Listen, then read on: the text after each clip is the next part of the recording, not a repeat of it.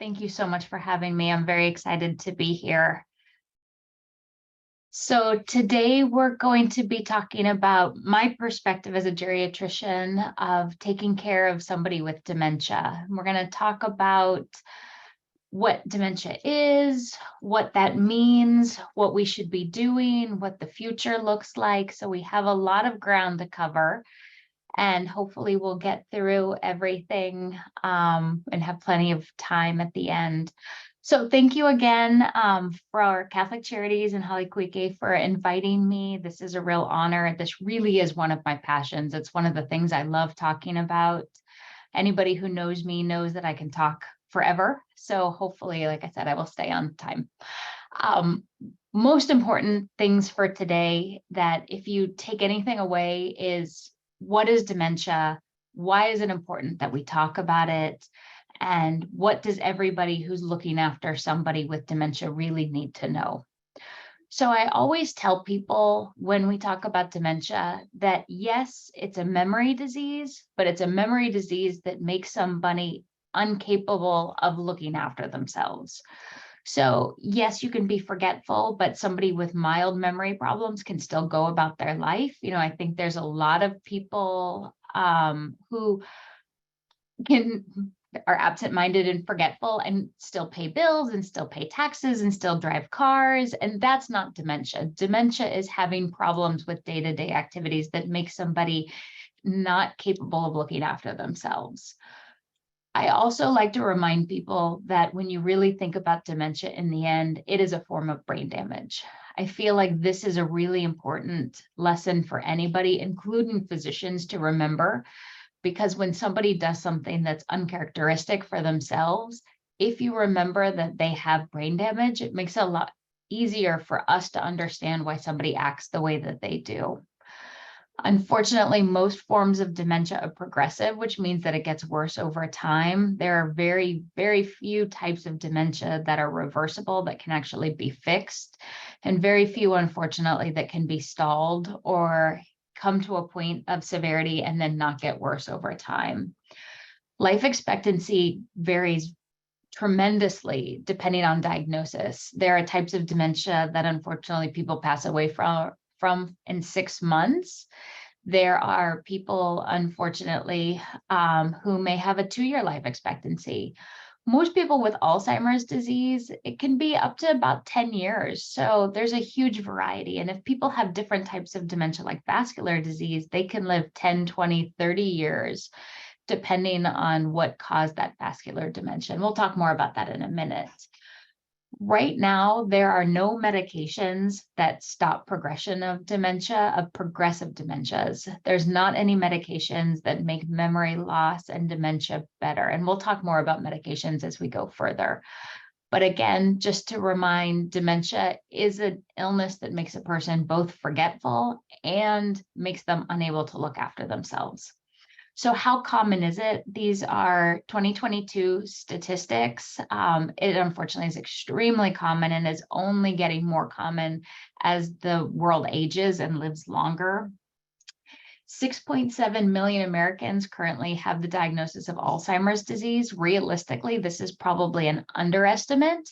There are so many people out there whose family just think, oh, they're older, they're forgetful, that's all. There's nothing else going on. And so they're not bringing it up to the doctor and they're not being appropriately diagnosed. And again, we'll discuss why that's so important down the road. Unfortunately, 2/3, and I said unfortunately, it's very self-centered. Unfortunately, 2/3 of the people with dementia are women. Some of this is probably because women live longer. Some of this is probably physiologic differences between men and women. We don't fully understand why this is. This is something that we're actively researching, and hopefully we'll get to the bottom of this and figure out why. There's a lot of questions about how estrogen plays into that. And that's, again, something we don't have answers on at this point in time. We're trying to figure that out. Here in Hawaii, there's almost 30,000 people living with Alzheimer's disease. And there are 60,000 people in Hawaii who are providing 91 million hours of caregiving for their loved ones with dementia. This is the 7th leading cause of death in the United States. It used to be the 6th, and unfortunately, COVID-19 has taken a place in that top 6, and Alzheimer's has dropped down from 6th down to 7th. Okay, so these are the things everybody always asks me, am I getting dementia? And I just want to remind everybody, again, forgetfulness happens to us all. It does not at all mean that you are developing dementia. There are completely normal things that happen to every single one of us as we get older. We have problems with names. It is completely normal to run into somebody who you should know very well, remember their name, it doesn't come to you, and 2 hours later, you're doing something completely different and that name comes back to you. Totally fine. It is okay to lose your phone. It's okay to lose your keys. If you can backtrack and get back to where they are, that's fine. It's occasionally okay to lose your car in a parking lot. You shouldn't lose your car in a parking lot every time, but occasionally completely fine. This is one of my favorite things. It's called the door phenomenon, and I love it because it just happens to everybody. And it's the, why did I go from the kitchen to the living room? You get to the living room, you have no idea why you're there. Completely normal. It's your brain basically resetting itself when it goes into a new room and thinks, oh, I don't need to bother with what happened in the kitchen. That's why you have to go back to the kitchen and remember why you went to the living room. Totally normal. As we get older, we have more trouble multitasking. You know, it actually turns out that nobody is good at multitasking. We really should be doing one thing at a time, finishing it and moving on to another task. Most of us are incredibly guilty of multitasking, but we do it with far less accuracy as we get older. So it is worthwhile to try to do one thing at a time and stick with it until any sort of task is completed. I didn't write this down, but one other thing that also happens to most of us is that our vocabulary shrinks. So we use less words as we get older. That is actually a normal part of aging. Now, all of this happens to all of us, but that doesn't mean that we shouldn't be trying to fight it. We shouldn't be trying to keep our brains active, shouldn't be trying to keep our bodies active to help maintain some of this cognitive ability, this memory and thinking ability. So I stole this blatantly from the Alzheimer's Association because it really is such a wonderful reference to talk about what are warning signs of dementia. This isn't the where are my keys, you know, why did I go to the living room type situations. And I'm going to read these directly off because these really are important and something to remember when you're looking not only at yourself, but when you're looking at your loved ones. So memory problems that disrupt daily life. So again, you can forget where you parked your car. That's perfectly fine if you can backtrack and get back to where your car is and figure that out. If you don't even remember that you drove somewhere and you get outside and think, oh, I got to catch the bus home and your car is really there, that's a significant memory problem. Changes in planning or problem solving, that's actually very similar, the same kind of thing about, you know, if you get out of the store and don't remember that you have left your car there, you're not problem solving that well. Difficulty completing familiar tasks at home, at work, or at leisure. So a good example of that is my uncle, who has since passed away, had Alzheimer's disease, and he was a retired accountant. And he used to be the volunteer accountant at church. And one day he went to go collect money from the other church members, and he wasn't able to accurately count money, a retired accountant. So something that should have been second nature to him suddenly was becoming more difficult. And that was the family's first cue that something was really going on that wasn't just normal aging. Confusion with time and place. Can be anything from, is this my home? Why can't I go home? When are you going to take me home? To, you know, very often you'll see this when you go to the doctor's office and we'll say, what year is it? And people may say 2000. So it may be that they're mixing up not just the day of the week, the month, the time of year, but even the year completely.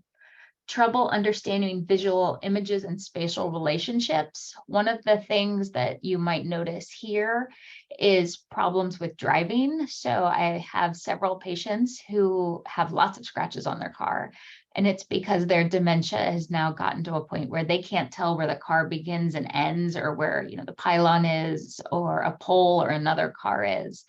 So when that happens, that might be an early sign that something is going on. new problems with words in speaking or writing. And this isn't just the shrinking of the vocabulary, but it may be that they're looking at a pen and can't think of the name of the word of pen and they're using workarounds.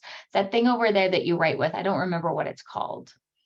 Misplacing things and losing the ability to retrace steps. This is similar to what we talked about losing keys. We all lose our keys. I lose my phone. I have an Apple Watch so I can find my phone. Perfect solution.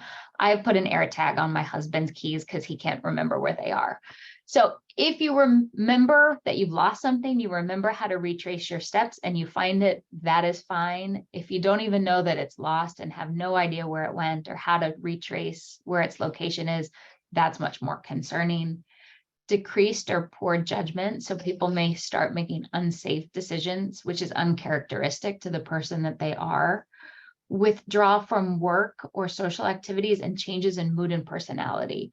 We're actually learning more and more that changes in mood or personality may be very early signs of Alzheimer's disease. So people who have not been anxious or depressed their entire life suddenly have unexplained anxiety or depression. People who've always been interested in going to activities suddenly just aren't interested in going anymore. I wanted to put some pictures of some people you might recognize who've been diagnosed with different types of dementias over the years. I think what's interesting is when I searched this, I found all of these men, and it's supposed to be 2/3 women. And I think that a lot of this is just that people don't share their diagnoses. Sean Connery is a really good example. Nobody knew that he had Alzheimer's until he passed away.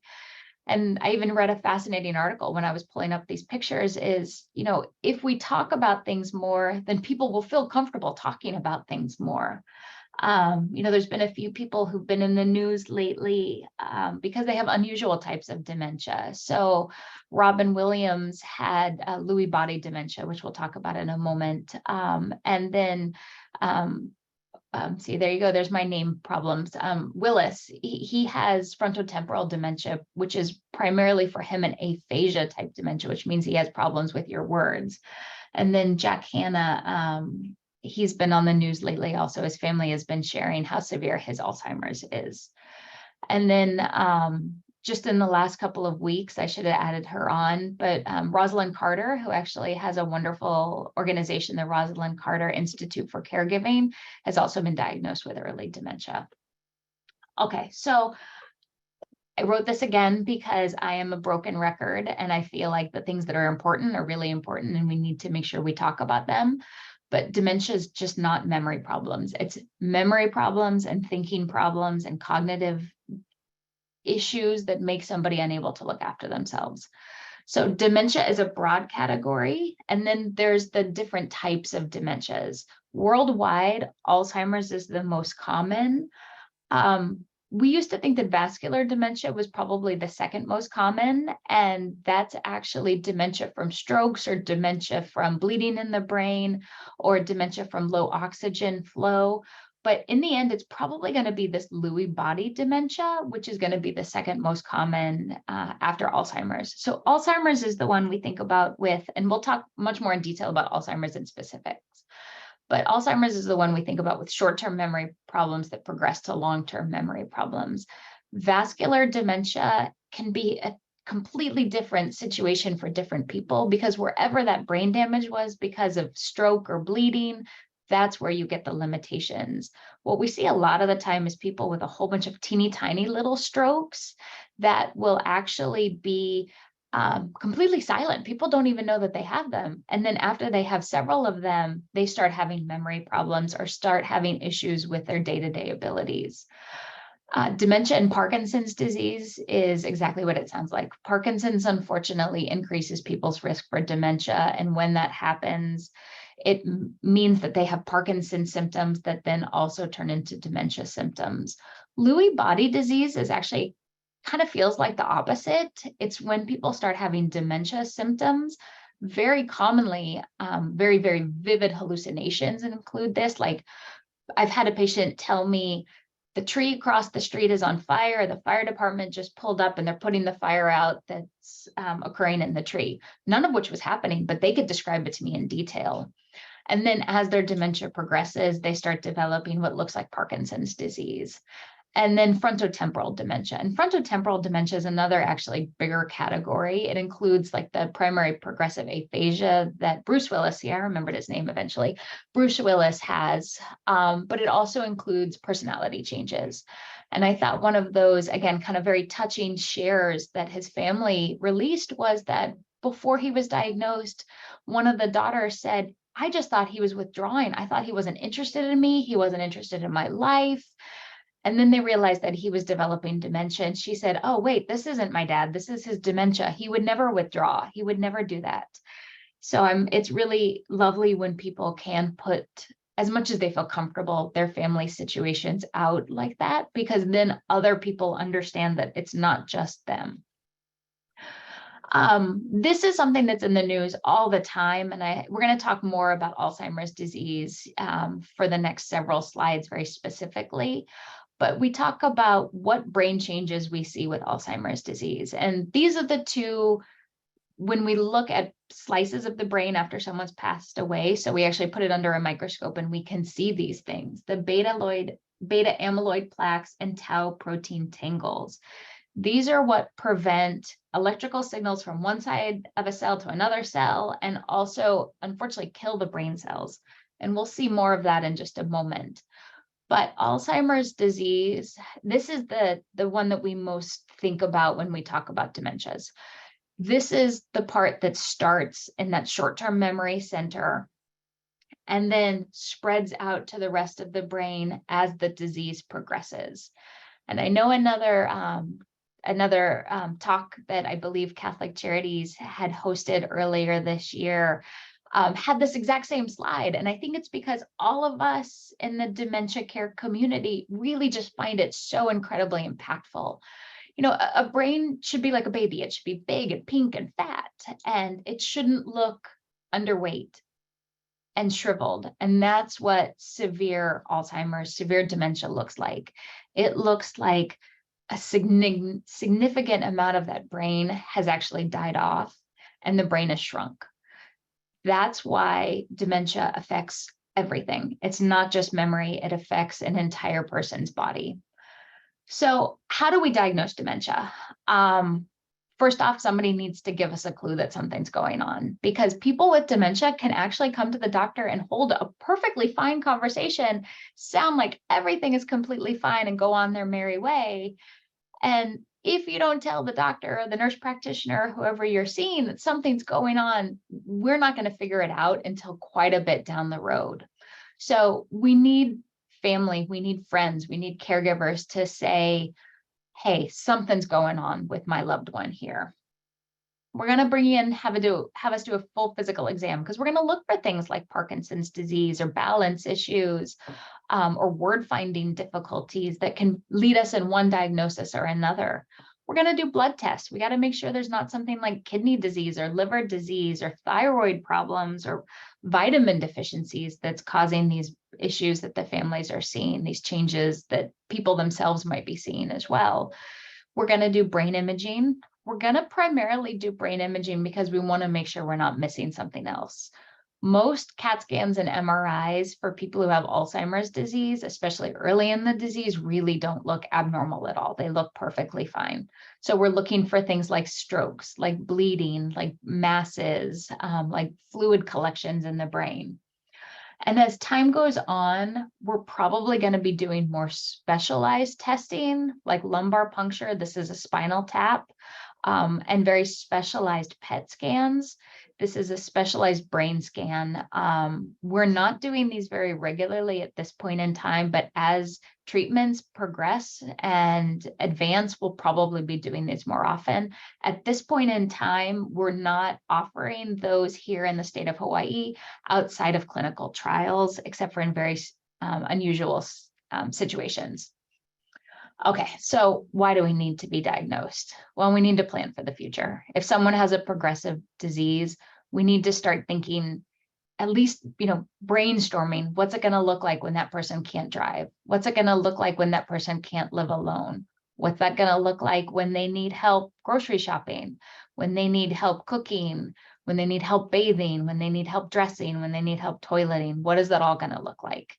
So family needs to be aware so that those thoughts can be in the back of your head. And hopefully the person who has the illness, if we diagnose them early enough, can participate in all of those conversations. And then we can help guide care based on what that person themselves want, which honestly is one of my number one priorities. My job, at least in part, is to honor the wishes of the person who is my patient, who may have dementia. And if I can have that conversation early on with them, then it makes it so much easier for all of us to honor that person's wishes. For understanding, that's kind of the same thing about planning.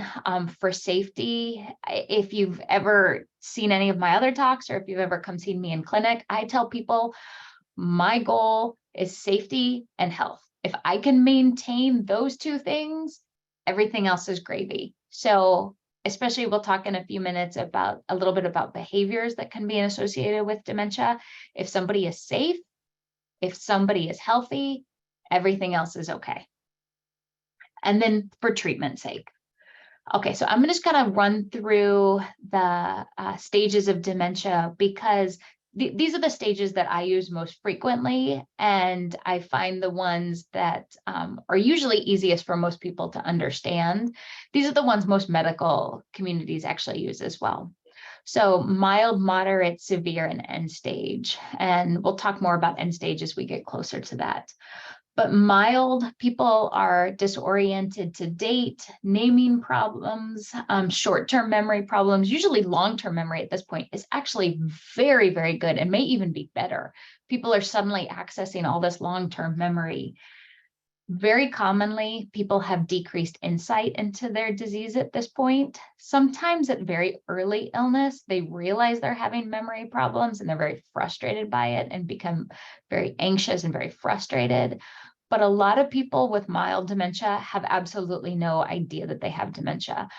And again, this is a takeaway message. People who don't know they have dementia are not in denial. It is part of their disease. They do not know that they have dementia. They cannot be taught that they have dementia. I can tell them, you have dementia, and they'll go, oh, wow. And that's it. That's as deep as that conversation gets, because part of their illness does not allow them to remember that and to process it and to store it and to recall it at a later date. It is very, very frustrating for family, because they often think that their loved one is lazy and in denial, and it's not. It's truly part of the disease. This is often when people are withdrawing from social activities. They may not be going to birthday parties and Christmas parties and, going to grandkids' baseball games the way that they used to. And just like Bruce Willis's daughter was saying, she thought it was her. She thought there was something going on with the family. And it turns out that was her dad's, one of his first signs of having problems with his dementia. Irritability and mood changes, as we talked about. And then problems with complicated day-to-day tasks. These are what we refer to as instrumental activities of daily living. So this is when we're noticing problems with driving, with medication management. These are the times when primary care doctors, and you may not even know that your insurance does this, but I get faxes from insurance companies telling me that my patients aren't picking up their routine medications on a regular basis. So you may be going into the doctor and the blood pressure may be super high, and it's because you're not taking your medicines, and your doctor may actually know that because they may have gotten a fax from, and it's usually like CVS, we get faxes from them, we get faxes from HMSA saying, someone hasn't been picking up their blood pressure medicine every 90 days the way that they're supposed to. And so that might be my clue to say, something's going on here that you're not taking your pills. Is it because you don't want to take your pills? Is it because you can't afford your pills? Is it because you've forgotten to take your pills? Moderate stage dementia is when people are becoming disoriented to time and place. And so this is often when I hear family members say, my husband wants to go home all the time. We've lived in this house for 30 years, but he's wanting to go home. And it's because that person has lost decades of their short-term memory. And they're remembering a house, maybe from their teens or 20s or 30s or 40s. And they're wondering when they're going to go back to that house that they haven't lived in decades. And I always tell family, Whatever answer is the right one to get somebody settled down is the right answer. So if you say, you know what, you're going to stay here tonight, we'll go back to that house as soon as we can, that's fine. If the answer is, oh, we haven't lived there for years, this has been our house for 20 years, and that goes over well, that's perfectly fine. There's no right or wrong answer. It is okay to give little white lies to make things better. Just make sure that that person is heard and feels like their question is being acknowledged. The last thing anybody wants, it doesn't matter if you're a kid or if you're an elder, is to feel like you're just being ignored. So if you just say, why are you asking this question? You asked that question yesterday, it's still our house.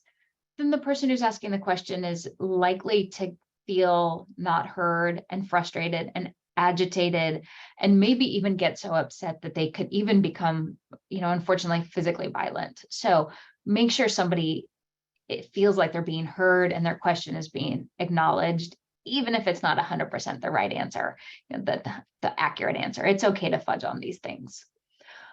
Getting lost in familiar surroundings is exactly that same issue. This is when people may have agitation or aggression, just like we talked about, or they may have delusions. So misunderstanding things that are around them, misunderstanding stories, misunderstanding the situation.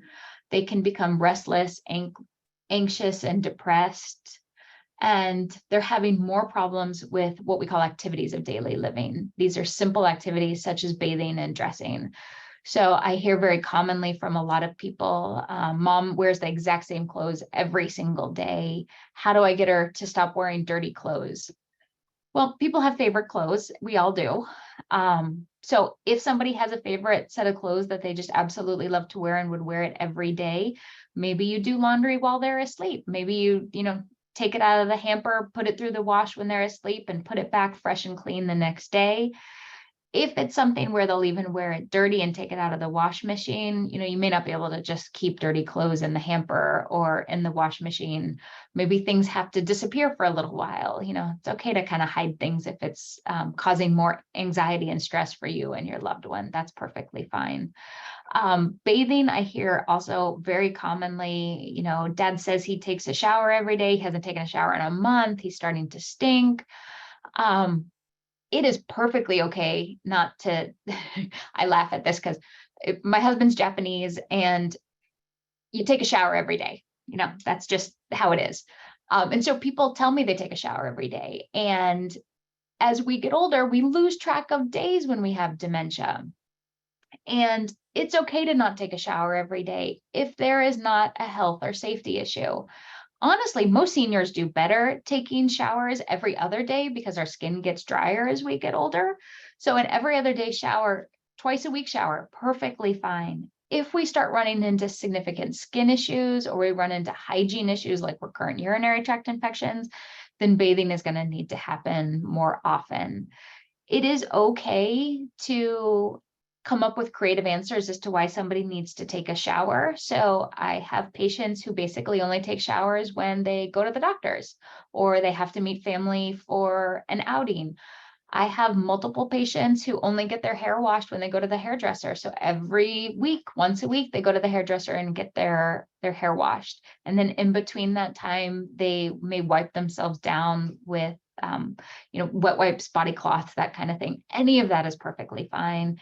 Again, if the skin is okay, if there's not problems with infections, you do not need to shower or take a bath on a regular basis. That is absolutely not worth the stress and the argument for the caregiver, as well as the stress and the argument for the person who's not bathing. Severe dementia is when people are speaking minimally. They've been having problems with their short-term memory. They've been having problems with their long-term memory. This may be when somebody's looking in a mirror, and when they're looking in that mirror, they're not recognizing themselves because they may have lost 50 or 60 years and they're looking in the mirror and seeing a 90-year-old and thinking, well, I don't know who that is because I'm not 90, I'm 30. I very commonly get wildly inaccurate ages when I ask people how old they are. I don't ever correct anybody. Families usually correct, but you know what? Whatever age people feel inside is completely fine by me. We don't need to correct things like that. People may not be recognizing their own family members at this point in time. So imagine if you feel like you're 40 and you look over and there's a 50-year-old man who takes care of you. You're not going to know that 50-year-old man is your son, but you may recognize that 50-year-old man as somebody you love and somebody you trust and somebody who's always there for you. So you may make the natural assumption that that 50-year-old man is actually your brother or a cousin or a friend or somebody else. So very commonly people get mixed up, and even in the moderate stage, but definitely in the severe stage. People may be saying very simple things, yes, no, whoever the primary caregiver, that name may be ingrained in that person's head. And so they may be yelling out that person's name, even though they don't really remember much of anything else. People at this point are unable to write. People at this point are incontinent, so they are not able to hold their urine or hold their bowel movements.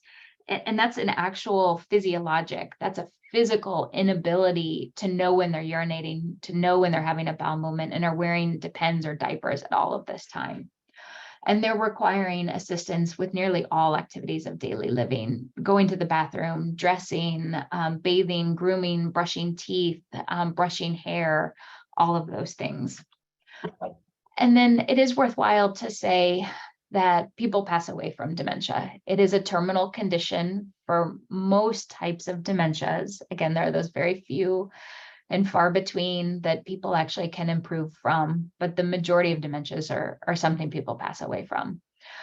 And what that usually looks like is infections, urinary tract infections, things like aspiration pneumonia, things like pressure injuries, what we used to call bed sores.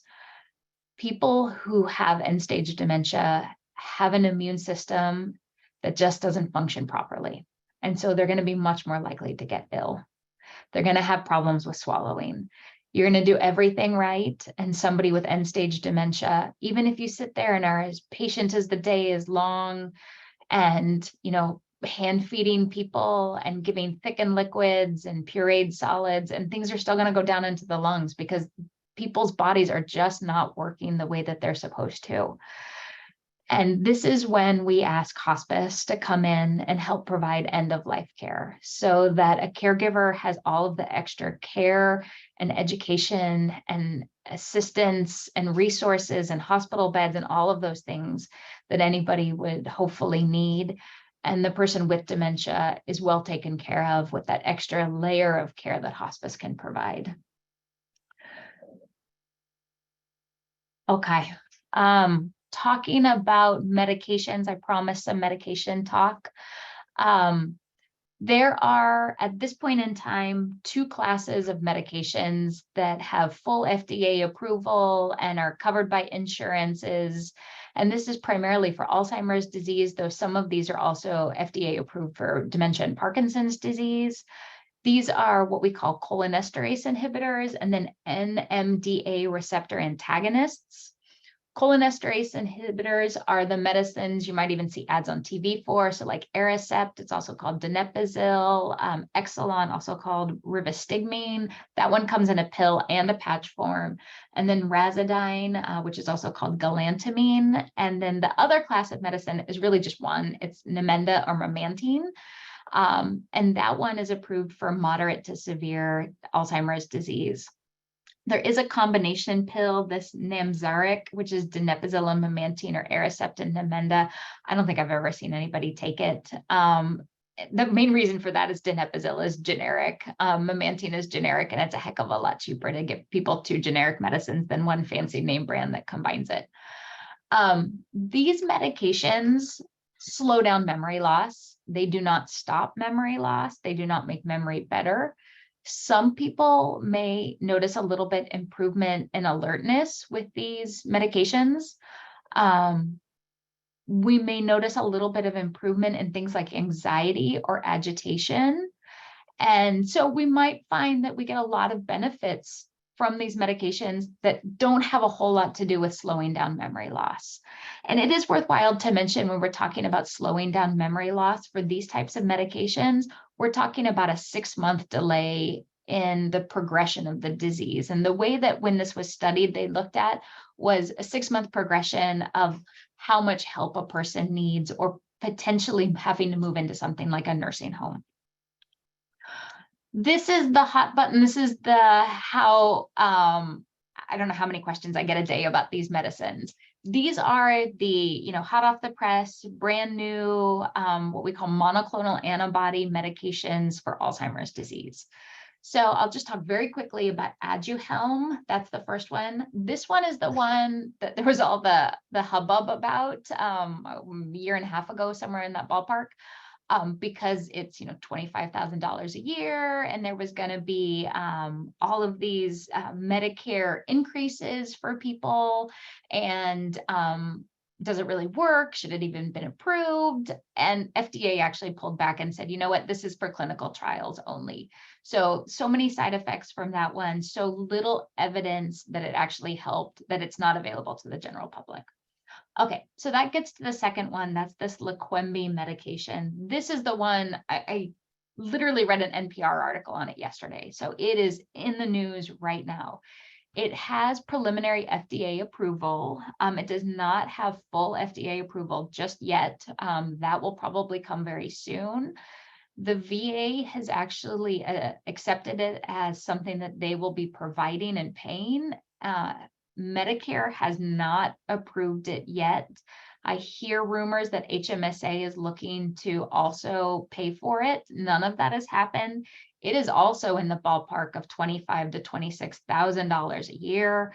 It is a every other week infusion, which means you actually have to have an IV placed, and they run the medication through IV. This medicine, you have to take it for at least 18 months to see an improvement. Well, not to see an improvement, let me rephrase that. 18 months to see an effect. They're also saying this is about a 6-month delay in progression of Alzheimer's disease. This is probably going to be approved for mild cognitive impairment, which is mild memory problems that occur before somebody has memory problems large enough to say that we could call this dementia, and then mild Alzheimer's disease in addition. So, okay, there's a lot of issues with both of these medicines. I'll be very honest with you. Leqembi, like the Aduhelm, increases risk of bleeding in the brain, so stroke type bleeding. It also increases the risk of swelling of the brain.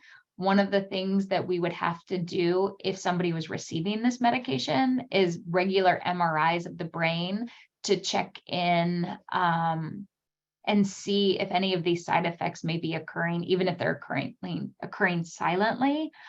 And then the most recent side effect that we're finding out is Leqembi seems to cause brain shrinkage at a higher rate than we would expect for somebody with Alzheimer's disease. Truthfully, I don't think that these are going to be mainstream. I don't think that these are the medications that we want them to be.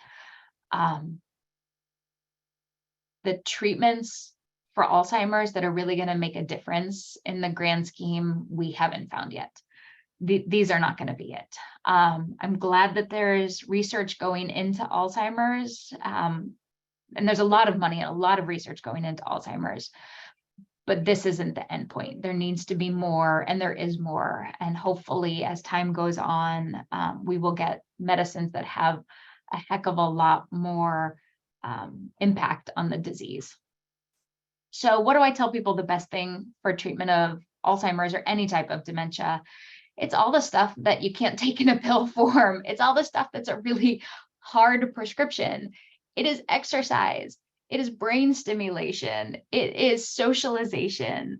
I tell people the 2 worst things anybody can do for their brain is to watch TV excessively in the daytime and nap excessively during the daytime. So anything outside of that is very good for your brain health. The best cognitive activity that anybody can do is actually something that's new and difficult and challenging, but not frustrating. So if somebody's been reading history books their whole life and they suddenly want to pick up a book about baseball, that's fabulous. That's something they don't know anything about. That's really challenging their brain. But you don't want to get to a point where somebody is frustrated, because you don't gain anything when you're frustrated. So this was years and years ago, but there was this fabulous New York Times article, and this middle-aged man was complaining that he was getting forgetful, and he actually went and had memory testing done, and it turns out he really was starting to get forgetful, and so he decided he was going to learn French. Never learned French in his life. Spent like 2 years learning French. Went back, had memory testing done, and he actually improved. His cognition got better. The funniest part of the story, though, is that he was so proud of his like 2 years of French, and he went to France and he thought, I bet I speak as good as a little kid. And he goes and he speaks to a little kid in France and discovers that his French was actually atrocious.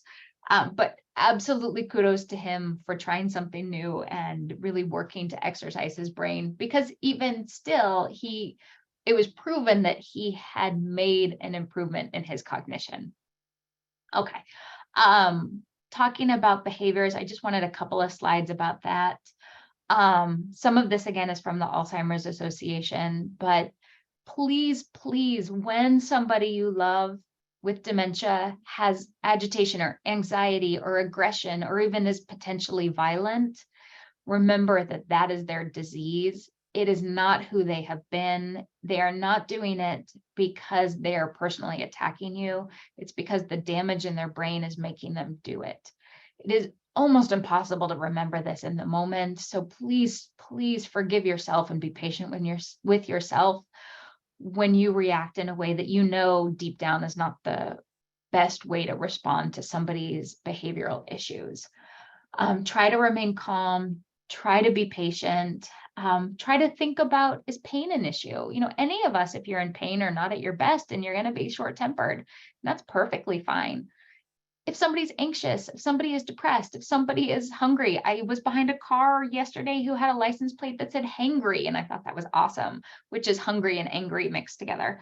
But think about, is there a physical cause that's making somebody agitated? Again, try not to dismiss that person's feelings. None of us want our feelings dismissed. Try to figure out what's causing it if you can. Don't try to rationalize it. Try to find a way to either work through it or to change the subject, change the physical location, change everything to settle that person down. I used to have a patient who since passed away who would get super anxious in his doctor's visits, and he would be in this wheelchair and he's getting up and he's getting up and you could see he's like, I'm done. We're done here. I'm leaving. And his daughter, amazingly, she figured it out, and she would just reach behind the wheelchair, pull out a sandwich, hand her dad the sandwich. He'd sit back down, start eating, and we could finish off the visit. She just needed to distract him with something, and he was hungry, and she gave him food, and he was content. He felt heard and he felt acknowledged, and the rest of the visit went perfectly fine. And I'm going backwards. Sorry about that. Okay.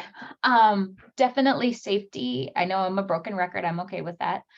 I don't know what I'm going to do when people don't know what records are, and I can't say broken record anymore.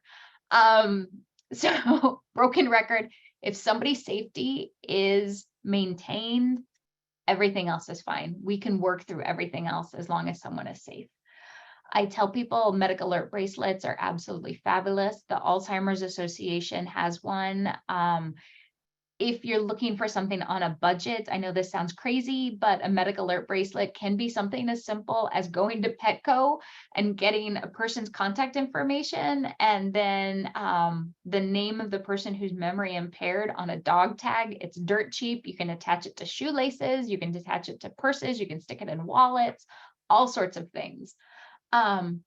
Driving and actually wandering prevention, to kind of put those together. I think we've all seen, unfortunately, the news article about the gentleman in Kapolei who had mild dementia, and the family, put air tags, the little monitoring devices that work with phones, in his car, in his wallet. He went to Home Depot, couldn't find his car when he was getting out, and then wandered away. And we haven't found him. And I think that's been 4 weeks, something like that. Driving is a huge issue. You do not need to be the bad guy when it comes to taking away somebody's car. let the nurse practitioner be the bad guy. If you have concerns about somebody who's driving, you can tell us before the visit. You can slip us a note. You can send us an email. You can give us a phone call. Perfectly fine. There are tests I can do in the office that can help determine whether or not somebody is safe to drive. So it can just be part of a regular checkup. Today, we're going to give you this test. It's called a maze test. I'm going to have you do it. It's going to help me decide if you still have the physical capabilities to drive. Let me be the bad guy. No, I don't have to go home with your loved one. I am perfectly okay taking that responsibility on to say that somebody can't drive anymore. Wandering prevention, there's a lot of excellent information you can find online. There's a lot of wonderful devices you can find online to help prevent people from wandering from the house. There are these great locks that you can put up above or down below, and they don't require a key. They don't require anything special.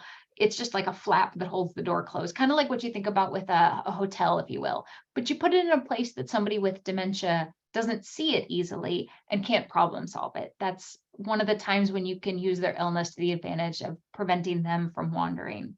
Stop signs work well on doors, bells on doors. There's really cheap doorbells that you can actually use. Just put a doorbell on the door, and then the actual noisemaker plugs into an outlet, so you can put it anywhere in the house, move it around the house. Fall prevention. Every time you come see a geriatrician, we're always going to ask, have you fallen since the last visit? I order physical therapy 1,000,000 times a day. I'm always happy to order physical therapy. People who fall have obviously a higher risk of a broken bone. A hip fracture can be catastrophic for somebody with dementia. A hip fracture or a compression fracture in the back can be the reason somebody with dementia passes away. So we need to do whatever we can. I have supervision in bold here because when it comes down to it, the number one way to keep somebody safe is to have supervision, to have somebody around. Sometimes that may be that somebody needs to be watched at all times. Sometimes that means that somebody just needs to be listened to at all times. Sometimes that means you can put a baby monitor in somebody's room overnight, or you can put a webcam in the house. So supervision changes for what stage a person is in, as well as what issues that person is actively having. But that's the only real way to keep somebody as safe as we can. And I always tell people, you can do everything right. You can stand next to them. Unfortunately, things happen, accidents happen, people fall. I've had spouses try to catch their spouse, and the two of them go down and get injured. Accidents happen. You're going to do everything right. Be kind to yourself and understanding and patient, and forgive yourself when these things happen. Okay. You need a team to do this. And that's why Holly Kuike and Catholic Charities are so incredibly important, because you can't sit at home and do all this yourself. You can't be a 24/7 caregiver to somebody with dementia. Your own health will absolutely suffer. You need to ask for help. You need to talk to your primary care doctor, to your geriatrician, to your neurologist, to your nurse practitioner, to maybe a geriatric psychiatrist.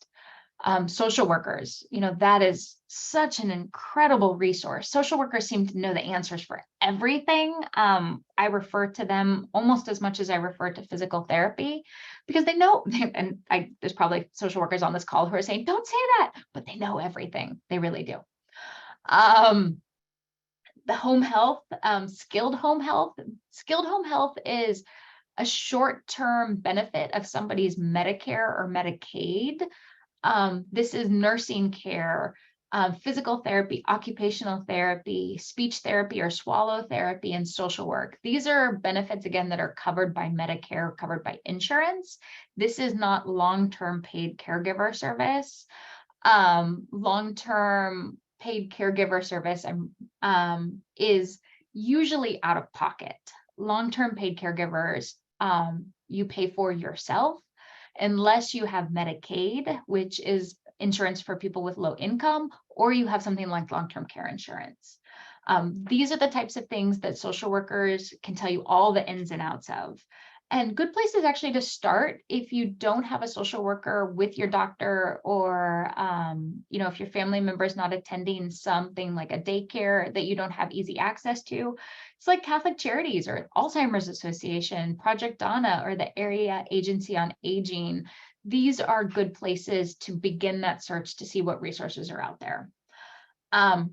Again, one person can't do it all alone. So if you have a spouse looking after an equally elder spouse, please get help.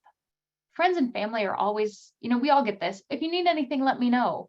You need to say yes. And you need to say, what I really need is on Friday afternoons when I have to go to this appointment, if you can just stay in the house, just make it a social call. Just sit with my husband for an hour while I have to go, get my teeth cleaned or something. Tell people what they can do to help you, because this whole, I'm here to help you, yes, please come and help, is really difficult for everybody to navigate. Car rides is another good one. Give people car rides. Food, obviously, people are always willing to take. We talked about paid caregivers. Adult daycare. Adult daycare is actually kind of magical. Adult daycare is a place you pay out of pocket for your loved one to spend the day. And it's a day full of activities and food and pushing water for those people who are prone to dehydration, and just stimulation. And I hear all the time from families, mom comes home and she is brighter and cheerful, and she can't tell me what happened at daycare, but she's clearly getting a lot of stimulation from it. And then she's exhausted when bedtime comes and she sleeps through the night. The other alternative that works well for a lot of families, and this is a different time for different people, is moving out of the home.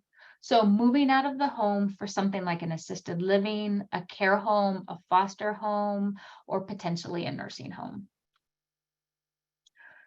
I think this is my second to last slide, so wrapping up for today. But the future of dementia care, there's so much about Alzheimer's and dementia we don't understand, which is why the medicines like Leqembi and Aduhelm are one step in the right direction, but really aren't what we're looking for treatment. There are clinical trials that are going on. There are clinical trials that are going on island even. And if that's something that you and your family are interested in, I've listed the websites on here. This is Trial Match. This is a government website that lists clinical trials. This one specifically for Alzheimer's. If you have a medical condition outside of dementia and you're interested in clinical trials, you can go to just type in Trial Match into a search engine and you'll find all the different illnesses that have clinical trials running across the country. Actually, even running across the world. A lot of these are done in multiple locations. And then novel treatments. The novel treatments is really things that we don't know if it's going to make a difference. There's all sorts of medications out there that we're discovering may actually have some benefit for dementia, but we don't even know that yet. And so there's all of this research that's happening. And until we really figure out 100% what is the cause of Alzheimer's, we're not going to know the absolute best treatment. And so there's a huge opportunity to help people and their illnesses. And as I said before, this is just something that a lot of money, a lot of time, and a lot of very smart scientists are working on every day, so that we can do everything we can for people with early Alzheimer's to keep them functional and independent and keep them as healthy as we can for as long as we can. And goodness, thank you all so very much for attending